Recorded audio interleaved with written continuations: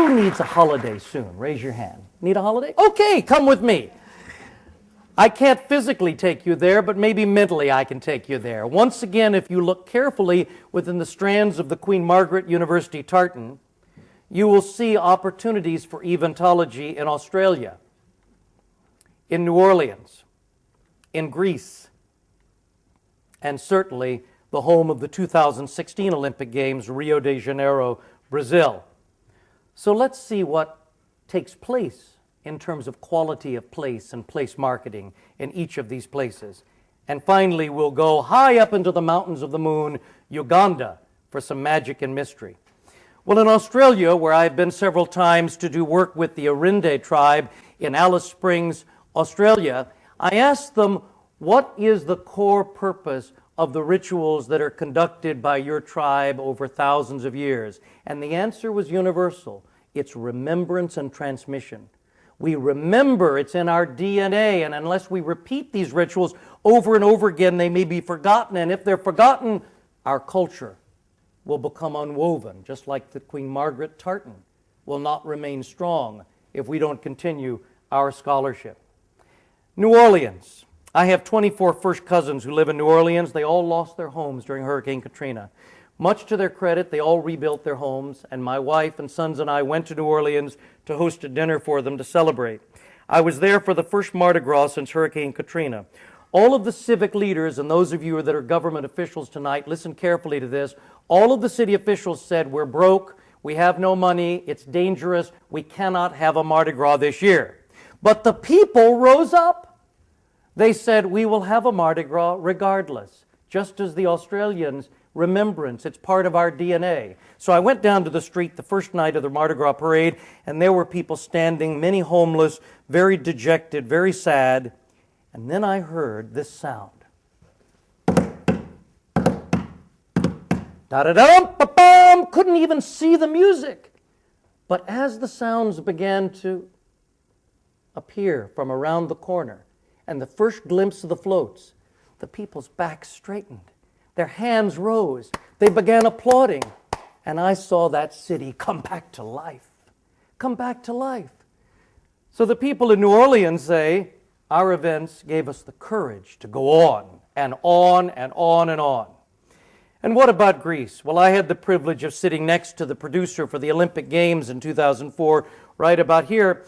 And there was a young man from, I thought, Greece sitting next to me on the other side. And I said to him, when the athletes were all assembled under this giant canvas with the images of the earth projected, I said, so what did you think of that opening ceremony? Thinking that he would say, because he was a teenager. And he said, phenomenal. I said, why phenomenal? He said, we see my mother is from Athens. She had not returned until this day, the Olympic Games, because she wanted me to see her homeland. She said, you cannot imagine what this experience is like for me in terms of kinship that I will take back to New York City with me. And many of you have heard the recent stories in the newspaper about Rio de Janeiro and the little 11-year-old girl who was chosen by her father, the director of the Samba school, to appear on the float, and there was a lot of controversy by children's charities and so on, whether it was appropriate or not. In the end, she did participate in the parade. And why did she participate? Because her father and the members of the Samba organization argued it is part of our culture to transmit these rituals one generation to another. And I'll never forget the first time I went to Carnival with a group of students, which I hope to take again from Queen Margaret sometime.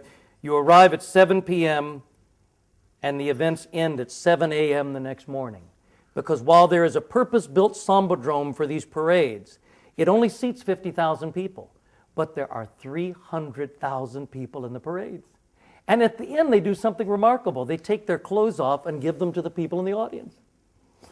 Well, I was a bit shocked, and I said, why do you do that? And they're all very poor people from the favelas, and they said, because it's the one time of the year. The poor people can give something to the rich people. Please take my costume. And I still have some of those costume pieces that I use for teaching. And finally, the last destination on our journey tonight is Uganda. Come with me high up into the mountains of the moon, the area that Winston Churchill called the pearl of Africa. Because when I visited Uganda and did research with the Batwa Pygmies, one of the last surviving pygmy tribes, they said, "Professor, perhaps you'd like to join us during one of our rituals. Come with us into the forest." Now, I don't know about you, Joanna, but when a pygmy invites you into the forest, you think about it a moment, you know? But I turned to my guide from the Uganda government. He agreed. Off we went into the forest. And of course, all they did was show me rituals that stretch back thousands of years. They invited me to smoke their peace pipe. And that's the last thing I remember about that event. No! What I remember is coming back, this man, King Geoffrey Zito, turning to me and saying, "Do you have any more questions?" And I asked, "Why? Why have you continued this thousands of years when disease, intermarriage, poverty, hunger has tried to end your culture?" And he said, "With all due respect, Professor, I know you're very learned. You would never understand our ways."